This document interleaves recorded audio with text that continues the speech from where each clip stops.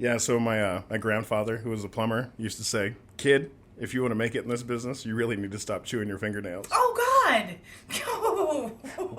Welcome to the Elusive History Podcast. You've found us. We are a hard-to-find history podcast. Harder to find than an acceptable reason to argue with a parrot. Every week, we bring you an elusive story from history and share it with each other and with our listeners. I'm your host, amateur body language expert and Levi's wife, Lyndsay Burnett. And I'm your other host, licensed tattoo artist and husband of Lyndsay, Levi Van Scoik. At the top of the show, we like to hand out an existential trigger warning, which is that part right now. Some of the stuff we cover isn't super good for your mental health. So if you feel like you need to take a break and go touch grass, listen, we get it. Some of this stuff can be pretty rough. Absolutely. And speaking of rough, it's been a couple rough, 10 days for us? It's been a rough couple weeks for us. We unfortunately had our lovely little golden doodle cross the Rainbow Bridge last week. And between that and everything else that's happening in life, we kind of had to take a pause on doing our episodes. Yeah, we had to take a week off. But we're back. We're back! We need more into... We're back. Does that work? The Tony the Tiger? Just put that in there? Sure. Yeah. It's that same kind of enthusiasm. It's right to the toilet paper. Straight back to the shit tickets. This episode completes the cycle with Ply 3. In Ply 1, we covered the ass out of our history on toilet paper. Mm-hmm. Ply 2 was the toxic tendencies of production plants and how it affects the people who live around them. Spoiler alert, wasn't good. No, not at all. This week, we will be talking about how PFAs have taken over as the new king of the mountain for most pervasively toxic substances affecting the earth today. That was a mouthful. It really and was. I'm really proud of you. Thank you. Yeah. PFAs are not good. They're worse than lead. I don't know how you could be worse than lead. Yeah. I mean, I don't know. I'm not an expert, but maybe it's even worse than radiation. I'm not an expert either. I think it's very interesting that you bring up lead on the week that Kraft Lunchables has been found to have so much lead. But the thing is they're not testing on PFAs. And that's what we're covering right now, that the scary part is. You mean the turkey that first gets pushed through plastic extruders and then served in a plastic tray? Exactly. Why would it have PFAs in it? And then heat it up and cool down and heat it up and cool down. I hate it here. Yeah. It's a nightmare. Not to mention the stuff that's put in cheese. Anyways, we're going to get to that. Hold on. We are about to directly get into the stuff they put in the cheese. Oh, God. So, PFAs are a known cancer-causing chemical that is in so many things we use on a daily basis. Mm-hmm. From toilet paper to makeup products like foundation, eyes and eyeshadow products. And by the way, waterproof mascara had the highest tested PFAs. Yeah. Wow. Yeah. So they're everywhere. To the pans we cook in, the clothes we wear, or the products that we use to wash the clothes in. Oh my God. Heck, it is even in Simply orange juice for some reason. Oh my God. And in the majority of food packaging, like your pizza boxes. I even read a crazy article that said contact lenses were tested and had high levels of PFAs. Oh my God. Yeah. When this chemical gets into your body, it doesn't get processed out like other chemicals. It gets in, and it stays there for up to 10 years. Like that magic putty they try to sell on TV at 3 o'clock in the morning. Or gum. Okay. A large study done by the C8 panel in Ohio concluded that the PFA exposures was linked to kidney cancer, testicular cancer, and also ulcerative colitis. In addition to cancer, PFAs are known endocrine disruptors. Endocrine disruptors are natural or human-made chemicals that mimic, block, or interfere with the body's hormones. Yeah. Which is part of the endocrine system. This system helps your body tell itself when to sleep, when to store fat, when to be hungry, and so on. Wow, that's weird that we would have a rise in illnesses that mimic all of those issues. Yeah, isn't it also weird that we would rather blame the patience, you're too fat, you're too lazy, you need to get up, you need to do better. But it's in everything. It's literally in everything. It's like Frank's Red Hot sauce. They put that shit on everything. In everything, Yep. yeah. Oh. I digress. Yeah, please do. One of the things that isn't being talked about enough is that PFAs are associated with weight gain and body size. According to the National Institute of Health, women on average who had the highest weight saw the highest concentration of PFAs in their systems. Huh.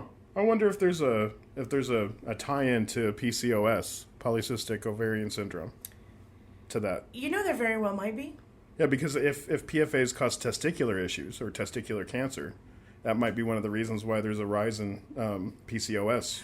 Well, that would make sense because PFAs are endocrine disruptors. Endocrines being hormones. PCOS is a hormone issue. Wow. Yeah. So where the body starts attacking itself. That's the crazy. cells of yeah. Did we just put that together? You did. I was just regurgitating the stuff that I found here. Sorry, that just occurred to me. No, I do appreciate you sharing because it sounds exactly right from the stuff that I've researched. That's crazy. Yeah. Sorry. Along with weight gain, there is high cholesterol, developmental problems, weakened childhood immunity, low birth rates, endocrine problems, and weight gain, especially in children. But it's not just human blood these chemicals have been found in. Mm-hmm. It's been found in the wildlife and breast milk as well. This is a global phenomenon. These chemicals are in our soil, air, and water. A study done in 2022 on America's water system found the toilet paper... Here we go. Yep. They found that the toilet paper usage overall was estimated to contribute up to 80 parts of 6 to 2 dipap per billion per person. Now, I don't know what that means. That's a lot. But, yeah, what you just said. It seemed really bad. Every year to wastewater. Actually, cover that later. That's weird that you covered it, too. Yeah. Okay. That's a scary thought when you factor in the EPA usually measures in the trillions, not billions. Those numbers mean that using toilet paper is contributing to the mass pollution of the entire globe. Yep. So, like, you know how James Bond fights Spectre in the first couple of movies? In the really old ones? Oh, yeah. Well, I said the first. Oh, okay. Yeah. Anyway. Yeah. Toilet paper, it turns out, was the Spectre behind the scenes the whole time. The real Bond villain? The really Bond villain was toilet paper this whole fucking time. Not PFAs? And he has like a weird like metal robotic hand or something to cut down trees or something. I don't know. We're making them up on the fly. But soft and fluffy. Call him Overroll or something. For your convenience. Anyways. Well, I mean, come on, Odd Job. Overroll, not underroll? Yeah. Because he's a villain. Listen, he's a villain. That's the important thing. I hear that now. Thank you for repeating it. All right, but anyway, yeah, toilet paper's evil. Speaking of villains... What? Where? So, what is a PFA, anyway? A PFA? Yeah. According to the National Institute of Health Sciences, there are 4,700 different types of PFAs, with new compounds being invented every day. See, isn't that mind-bendingly insane? Yeah, that's insane. And nobody seems to know about it. Well, I mean, I didn't know about it. We don't know about it. We used to think lead was like a magic substance. Like, go out there and play with that lead ball in the yard. It's that thing you put in pencils, right? Yeah, chew on those pencils while you think, kids. God. Or in gasoline. Oh, especially in the gasoline. No, I mean, why not? Right. But back to PFAs. As if dinosaurs weren't dangerous enough. Now we need to. Now they're coming back for their revenge. Actually, I wrote a whole book about that. Absolutely did. Yeah. Yeah, and we'll talk about that later, though. Hell yeah. So, if you do research on who makes these PFAs, it comes up with a result of DuPont. Mm-hmm. So, DuPont invented the chemical, but 3M is the main manufacturer. Yep, and they make everything. Mm-hmm. In 1930, DuPont bought a patent for the first PFA invention and called it Teflon. Oh my God. So here's where the story gets bad real fast. The Teflon Dawn was born. I don't know if everybody remembers in the early 2000s when there was that big problem with DuPont putting their forever chemicals down the drain. And nobody really knew what the forever chemicals were that they were talking about. Turns out it was the PFAs that we're covering now. Surprise, surprise. Surprise, surprise. Yep, You didn't do the back with me. I didn't. I'm so God, sorry. and you're a professional musician. Always dropping the ball on that one. So by 1946, Teflon was marketed as a non-stick solution for cooking. How on earth did a chemical used for non-stick cooking make it into the paper we use to clean ourselves with, do you ask? Well, I mean, you don't want stuff to stick to you, right? So, like, I mean, right? Like water off a duck's back? Right, it's like Pam, but for your butthole. Oh, I see where you went with that. Yeah, it just slides right off. Non-stick for your non-stick. Non-stick. Yeah. Sorry, you don't repeat that one. So it took 84 years from the invention of PFAs for a study to be conducted on whether this chemical was harmful to us or to the environment. Well, it's funny that it took 84 years because if you look at the history of radioactive material, we're about the same timeline. You're like, why are all these people getting sick? I mean, I don't know. These radium girls were doing pretty good, and then all of a sudden they weren't. Their lips just melted off. What happened? Yeah, anytime there's a new technology, a new chemical, a new element, whatever, like any of the brand new additions to the periodic table, any of those new chemicals... They Naruto run towards it. Right, they don't figure out what the issues are until like 20, 30 years later. We covered this with Agent Orange before. But there's so many different examples to this. And Yeah. it's just sickening. Watch, I mean, they're going to find out someday that like smartphones make us spontaneously grow eyes out of our back like potatoes or something. Oh, yeah, probably. But we won't Something. know that until we get to the future when all of the consequences are there, you know. Speaking of surprise, surprise. Surprise, surprise. So, 2014 was when it was first classified as a possible human carcinogen. Oh my God. Then another 9 years for it to be upgraded as an actual carcinogen. Oh, wow. That's bonkers to me. That is super bonkers. Okay, now that we have proven it's harmful to everybody and everything, can we stop making them, please? There are absolutely other options that we can start using or go back to using so that we can have life on this earth for in 100 years. Is that too much to ask? Well, you're talking about people cooking on cast iron? Yeah. Yeah, we're going to have to do some sort of education for people to be able to do that. Okay. But still, I'm just saying. Anyways. I mean, it's just really scary when you look into just how many things these chemicals are used to make products. Mm-hmm. Like wearing makeup or yoga pants. I don't usually like wearing yoga pants if I can get away with it. There goes hot girl summer. All of it. All of it.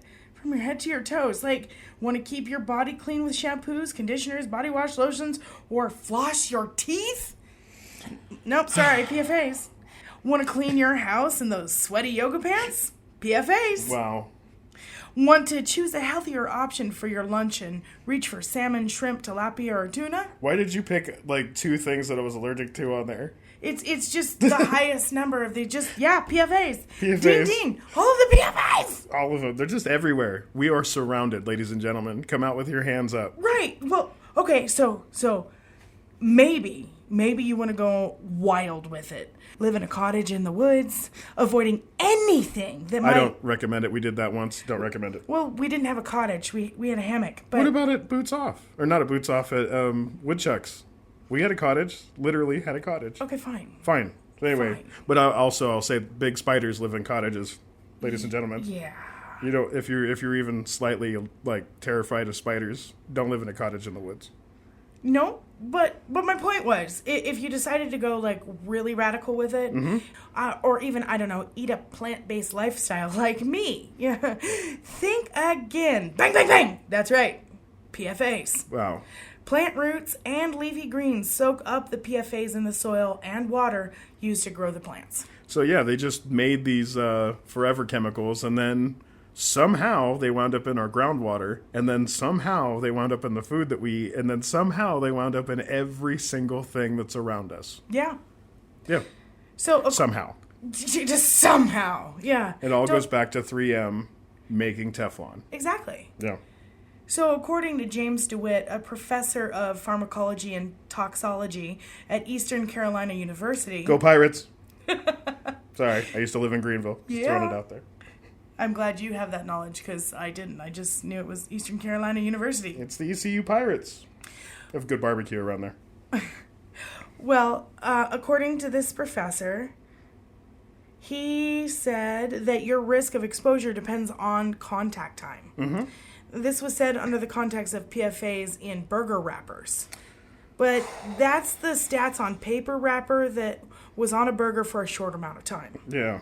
The PFAs from flush toilet paper leaches into our water system at astronomical levels. At this time, there is currently no national mandate that water supplies be screened for PFAs.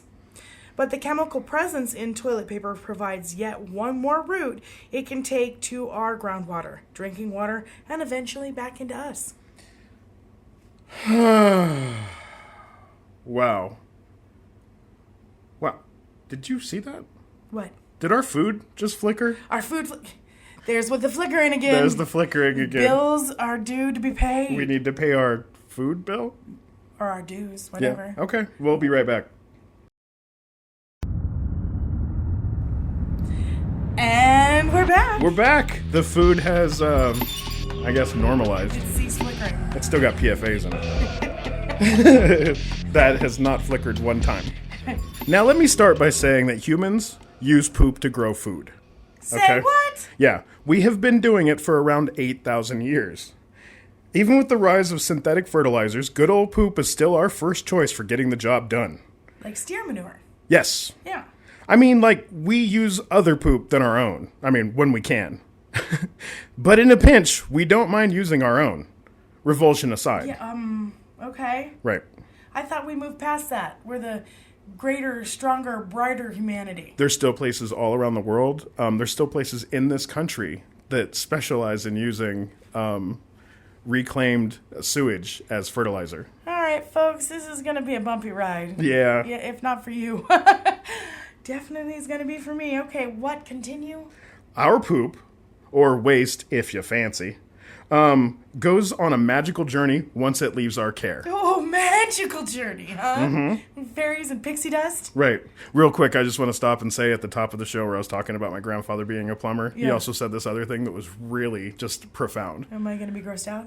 Maybe. So he said, everybody looks down on a plumber, but nobody looks down on a plumber when it's 3 o'clock in the morning and you have poop going northbound out of a southbound pipe. Oh! Yeah, no, that's profound. That is profound. They are so happy to see the plumber. We're like, Hello, sir. hello, plumber. Come right this way. After we flush it, it goes through a series of pipes, not unlike that one scene in the Goonies when they find One-Eyed Willie's pirate ship. Oh, there's a mental image. Right. But the pirate ship, in this case, is the sewer treatment plant. And the treasure? Surprise, it's more poop. Surprise, surprise. Oh my gosh. These sewage treatment plants take and separate the liquids from the solids. The liquid goes through a very comprehensive filtration process that turns it into clean and usable water. Okay. The process is fascinating, by the way. The liquid goes through almost every conceivable filtration type. First, it's filtered through a carbon fiber. Then it's boiled to the point of evaporation. Then it goes through usually a triple osmosis process before it's done. Oh, I bet that place smells so interesting. And even then, this water is normally only used for things like farming, or sometimes they use it to water city parks and things like that. Oh, okay. The solids, however, go through an entirely different process. Oh. So they take all of that solid after they remove the liquid, and then dry it, and then they store it. Okay. Sometimes these solids are used in the fabrication of other chemicals, and they get shipped out. But most of the time, these solids go straight to the farm. I'm sorry.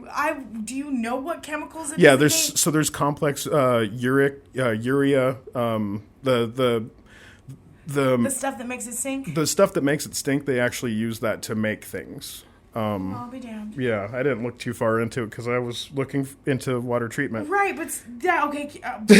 Mind blown. Thank you for that. Continue. But most of the time, these solids go straight to the farm to be used as fertilizer. Okay. Fertilizers that have been used for years to grow our food.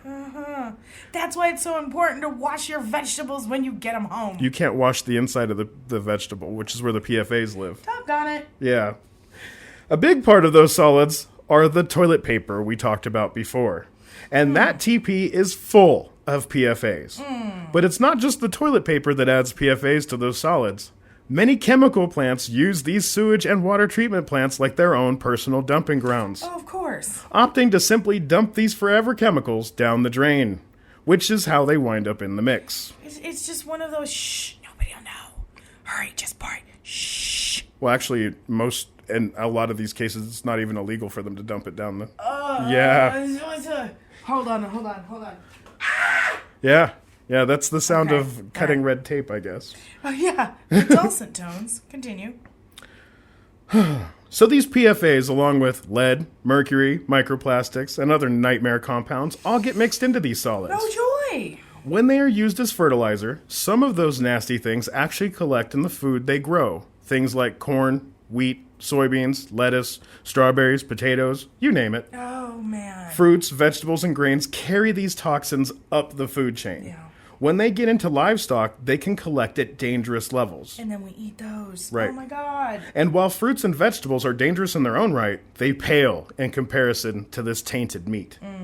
Just like the mercury in the oceans, it gets absorbed and collects in larger animals, the animals higher on the food chain. Oh, nightmare. For instance, the very worst things you can eat from the ocean are tuna, dolphins, sharks, whales, and sea lions. Okay, the first one I understand. But, I mean, who's out there eating dolphins and sea lions? The hungry?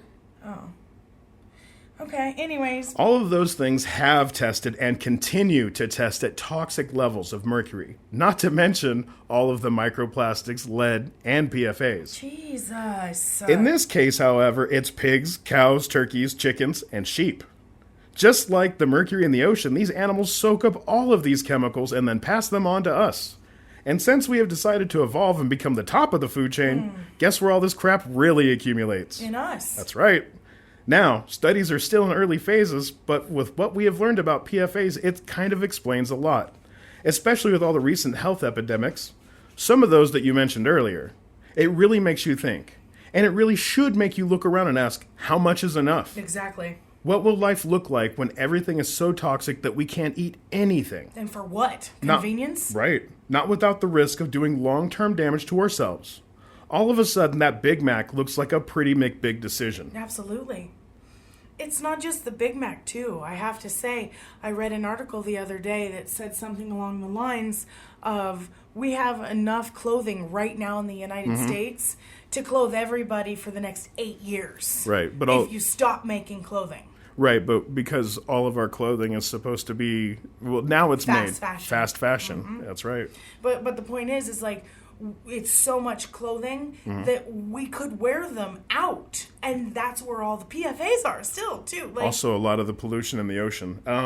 I used to do this thing with my friends back when I lived in Texas, where I'd go and spend a whole week on Matagorda Island, which is a barrier island down there by Corpus Christi. it's beautiful. I've seen the pictures. Well, what we would do is we would go down there and collect all the garbage and stack it into piles as best we could, or bag it up or whatever.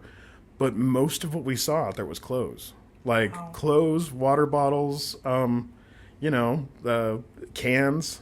But yeah, mostly clothes. Well, and that's one of the things that's kind of close to my, I'm going to go on a rant sort of heart, Okay. is I love to sew, right? And I was one of the rare people that got taught sewing as a child, right?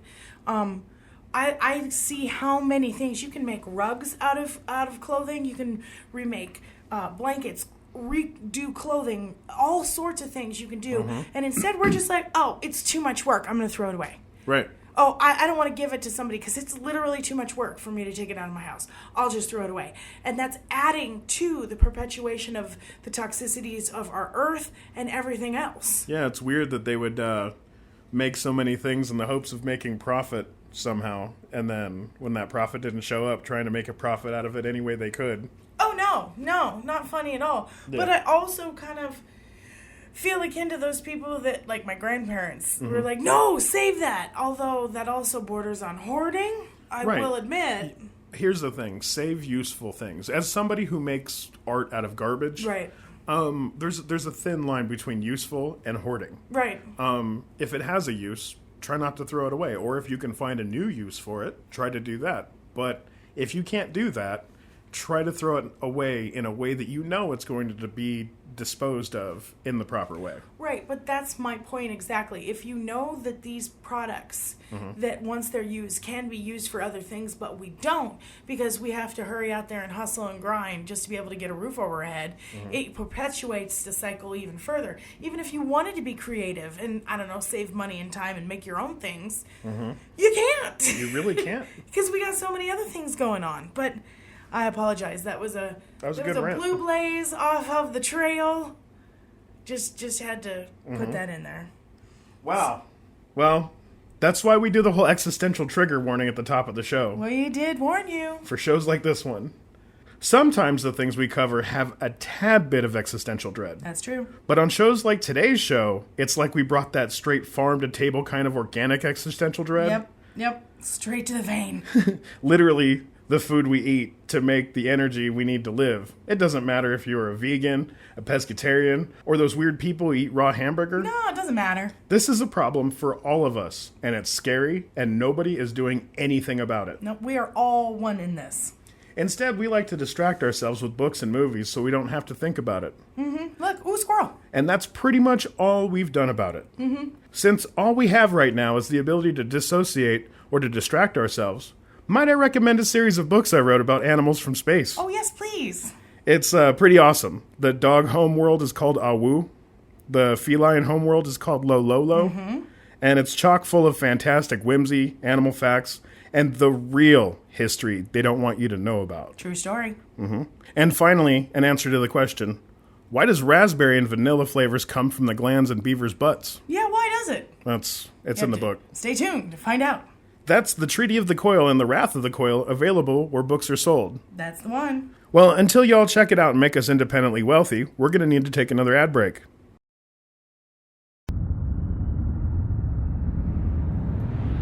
And we're back. Now that that's flushed. Nice. Thank you. I hope those ads were entertaining. Or I hope at least they were easy to skip past.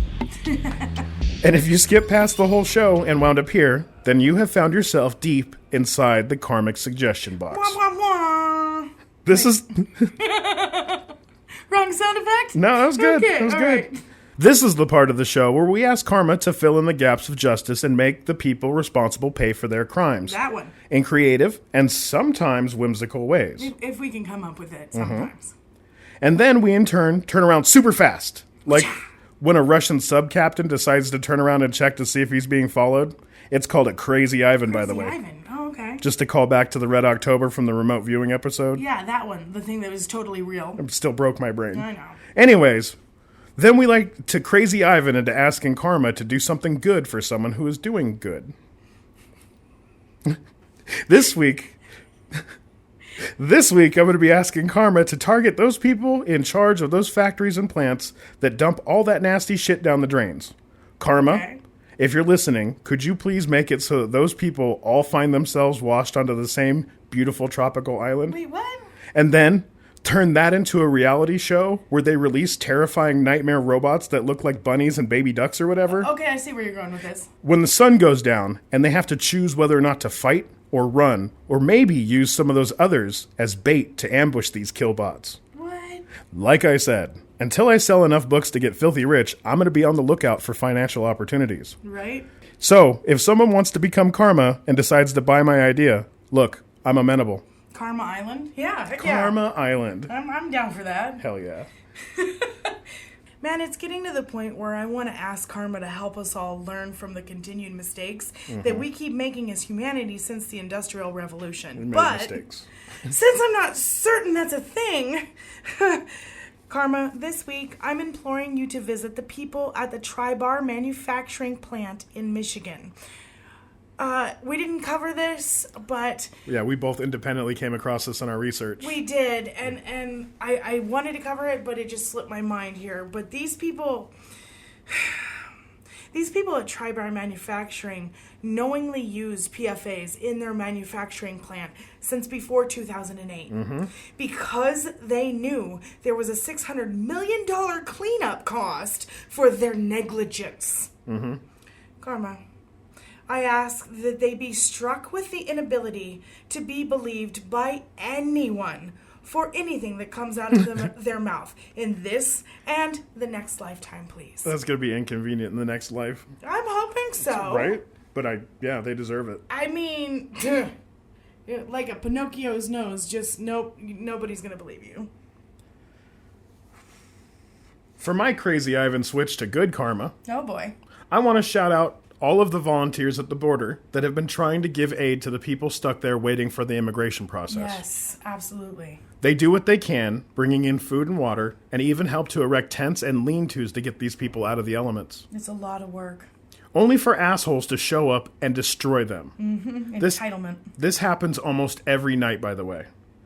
But for those volunteers, Karma, if you're listening, please give them the ability to stop, pause, and rewind time so that they can use their newfound powers to make fools of those assholes. Oh, absolutely. Also, maybe rob a bank or two. You have my blessing. Karma, make it so. Make it so. So this one is a little more broad than I normally do, but for this week's Good Karma, I would like to ask that we all be on the lookout for the small beauty and kindness in this world. I was in the grocery store earlier. I saw a lovely older lady who was struggling to get something off of the shelf.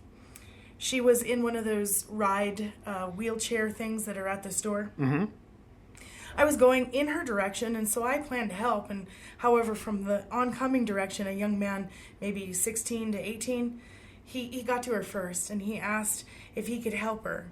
And it warmed my heart so much to see that it got me thinking. If we all become a little bit more aware, a little bit more compassionate, a little bit more empathetic, maybe, just maybe, we can start seeing the world and Mother Earth with the appreciation and respect we all deserve. Absolutely. I don't know how karma plays in that, but I think if we just become more aware, doing that in and of itself will bring good karma. Absolutely. This last one I want to just throw out to the listeners. Karma, if you're listening, please give every single one of our listeners the chance, the opportunity to feel even a percentage of the love that Ava, our golden doodle, made us feel. Yes. On a daily basis. She never met a stranger. Never met a stranger. She always greeted people with love and a little bit of a wet nose. A big old butt wag with her tail. I'm not saying you have to do that, but the energy. The energy. We hope that you, because of listening to this show, Karma somehow finds a way of bringing even a little bit of that golden doodle's light to your lives. Yes. Yeah. Bring a little bit of hope back where the darkness might have reached. Yeah. Yeah. Now, it got, wow, They got heavy. Got a little heavy in the end there. Anyways. Wow. Well, yeah, as always, we like to leave you with good vibes, the best vibes. Exactly. Hardest to find legendary item vibes if you're into gaming. Easter egg hunt. Oh, speaking, I've been playing Everspace 2. You know. I do know. I share a house with you. Yeah, that guys, check it out. If you have ADHD, it is probably the worst thing that could ever happen to your life. Spent a lot of time flying around in space. Oh yeah, but it's fun. Well, Lyndsay's been making wire wrapped. So I've been making new wire wrapped wax tools. Okay. To be selling around locally. Right on. Yeah. And jewelry and. Trying to stay busy. She's also been editing the hell out of the audiobook. We're halfway through. Well, one of us is further along than the other.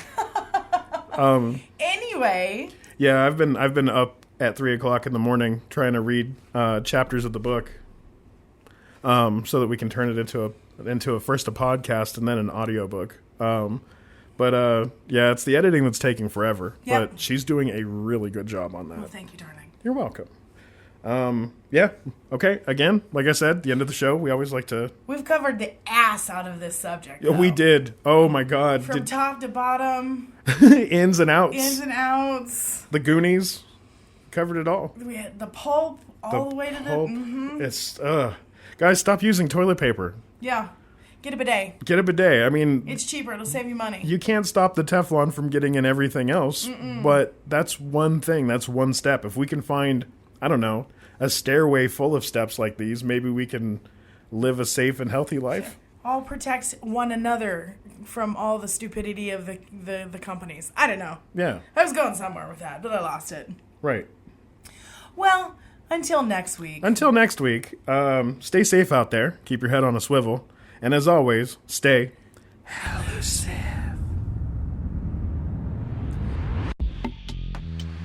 Elusive History Podcast was written by Levi and Lyndsay, edited and produced by Lyndsay Burnett, music by Levi and Lyndsay.